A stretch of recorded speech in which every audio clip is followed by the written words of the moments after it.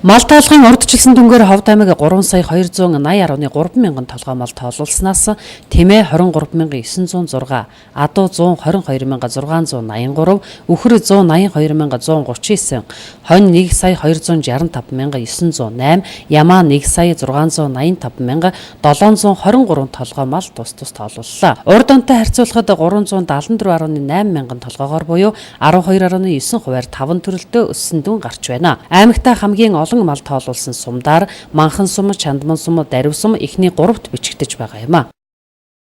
280.3 мянган толгой мал тоолуулсны дотор Тэмээ 23,906, Адуу 122,636, Үхэр 182,139, Хонь сая 265,908, Ямаа сая 685,723 мал тоолуулсан дүн гарсан.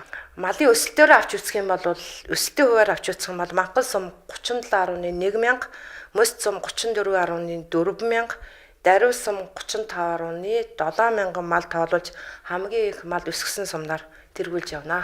Малыг өсөлтөөр нь авч үзвэл Манхан сум 37.1, Мөс сум 34.4, Дарив сум 35.7 мянган толгойгоор өсгөж хамгийн их малаа өсгсөн сумдын тоонд орж байна.